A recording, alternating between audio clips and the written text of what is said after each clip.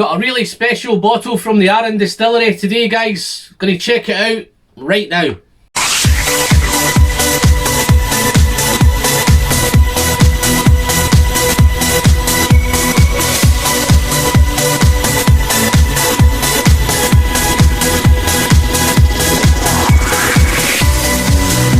Well, hello there folks, and welcome back to the Whiskey Friend with me, Alan. If you've a returning subscriber, then thank you very much and welcome back. If you've so happened to pop in for the first time and whiskey's your thing, then you've landed on the right channel. You may want to click that subscribe button down below. Just a friendly reminder, it doesn't cost you anything, it's completely free, and you're helping the channel massively on the way to the magical 2K. Don't forget to click the bell to keep you up to date with future notifications whenever I'm putting out a new video. Okay, housekeeping's done. Let's do the whiskey.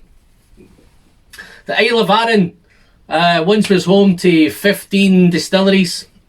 It was a hotbed of illicit distilling and smuggling back in the late 18th century. But it wasn't until 1995 that Arran became the Arran Distillery, started producing whiskey legally again. So, Arran. Fondness in my heart. I have a load of Arran whiskies. I've got lots of bottles. I've got the Smuggler's Collection. I've got the Bothy collections. I've got the Macri Moor collections. I've got a whole load of Arran. So I was very, very chuffed when I got this bottle sent to me. Just a quick thing on Arran.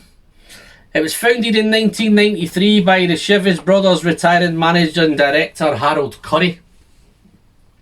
During the early stages of building, work was briefly interrupted when a pair of golden eagles, nesting in the crags above the distillery, tended to their young.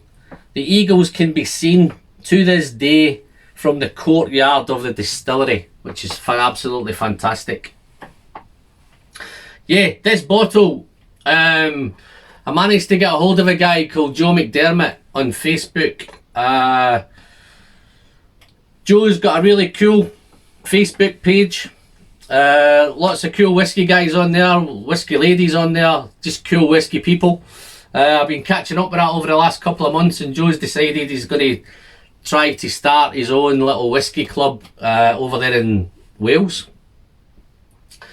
The lockdowns kind of put a wee bit of holder on it, but Joe's kindly sent me this bottle. Joe's Facebook page, if you want to get a hold of those guys who are interested in having some friendly whiskey chat, pop over to Facebook, guys, and have a look at the Whiskey Adventures. And what I'll do, I'll pop a link into the description down below if you want to check it out. Certainly worth checking out. I've joined a few Facebook pages over the last couple of months. Just recently joined the Kilkerran one as well. So lots of stuff going on, lots of whiskey around. So I was very chuffed when Joe sent me this sample. The sample it's the Arran Founders Reserve. It's 6 years old and it was bottled in 2000. So it's an old bottle. The kind of story behind this one, the Arran Founder Reserve was exclusively bottled for the shareholders at the Arran Distillery. See, it was distilled in 1995 and it was bottled in 2000. It was 43% ABV and it was non-chill filtered in natural colour, just as everything is at Arran. So as you can see, I've been playing around with the sample. This is my last little bit I've got left of it, so I've had a wee bit of fun with it. Looking after my whiskey tonight is coin number 83. Yes, just for you guys who are interested, I do have a few left, not many. Done quite well with them. What I'll do, guys, you know what to do now. I'll pop a link into the description, just give you an idea of how you want to get hold of them. But anyway, other than that, I know, sorry. Okay, let's nose it.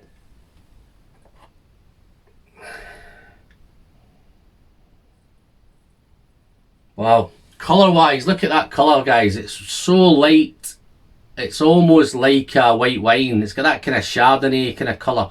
Real nice kind of white wine colour. So light. Wonderful. So, on the nose, it's light, it's fresh, and it's really fruity up front. It almost reminds me of that fruitiness of a kind of Glenfarclas fruitiness. Really fruity. Loads and loads of apple. Really lots and lots of apples there. Maybe some pear and maybe some peach. But it's really, really fruity. But it's so soft. Soft, fruity, light. Just as you get past the fruit, just a little bit in underneath, there's a really nice little cinnamon note, nice and little bit of spicy element. Really, really nice. And then just behind the spiciness, a little bit of vanilla and a little bit of toffee. So yeah, it's a real light whiskey. It's fresh, it's fruity, touch of spice. Not a lot other going on in that. It's a real nice simple nose. It's not going to be mega complex on the nose. I don't think it was ever intended to be super complex. It is young, it's 6 years old. Let's see how it tastes. Slanch. Okay, there's a little bit of surprise. On the nose it smells so soft and fresh, fruity, light. When you take your first sip of it, it completely changes. It becomes much spicier on the palate. There's a little bit of spice on the nose. It's all fruit on the nose. But as soon as you take your first sip, it becomes super spicy. A little bit of heat. Even at 43%, there's a little bit of heat there. Again, it reminds me of that Glenfarclas kind of heat. But it's so spicy. A little bit of fresh fruit behind it.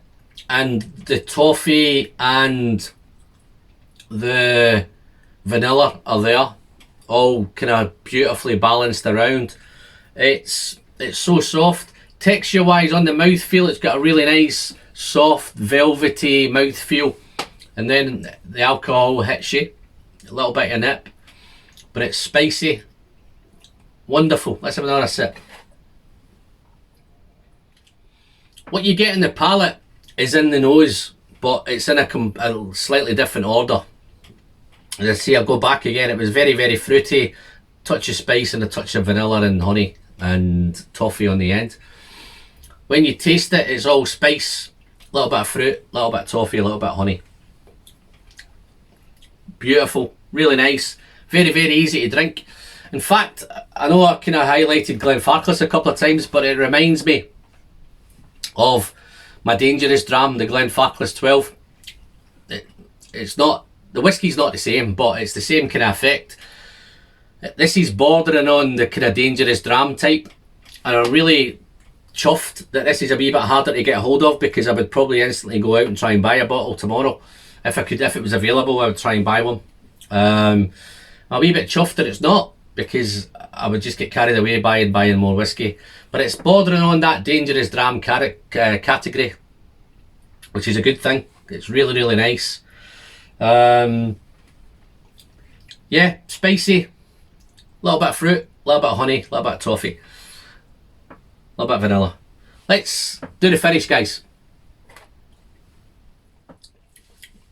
Okay, on that finish, folks, it's still spicy and toffee on the finish. It's a short finish, maybe short, maybe on the short end of medium. If I was stretching short, then it may be on the shorter end of medium. So it's that kind of, it's not the longest finish in the world. Really nice.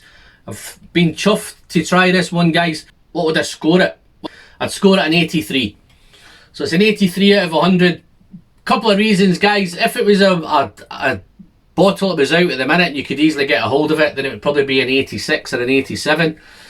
Just purely because it's a wee bit difficult to get a hold of, and I'm chuffed that I've tried it. I've knocked a couple of points off, so I've made it a kind of 83 purely on that fact. But as a whiskey on its own, today, in this sample bottle, it's an 83 out of 100. Fantastic stuff. One, guys, I've searched around to see how easy it is to buy. You can still buy them. There is a few sites that have them. They've got kind of pre-owned ones. I think some of the shareholders must have been selling the bottles. So there is a few bottles kicking around, but it's up at 125 quid, guys. That's where I've seen it online. So I think at 125 it's too much money. But after talking to Joe picked this one up at auction. So they are still coming to auction. I'm sure he told me he picked it up for about £50 at auction. So if you can pick this up at £50, it's certainly worth a punt. It's worth a try and getting a hold of it. If you're into your auctions, then fantastic. That's where to get it. I wouldn't really try and chase it down at 125 quid because it's, again, guys, it's just too much money. So big thanks again to Joe McDermott. Thanks for that, Joe. Don't forget, guys, have a look in the link, check out his Facebook page, it's worth checking out. But other than that, that's me, I'm Alan. Until the next time, only thing left to say, guys, the pleasure is in the drinking, and I'll see you all again very, very soon. Thank you, bye bye.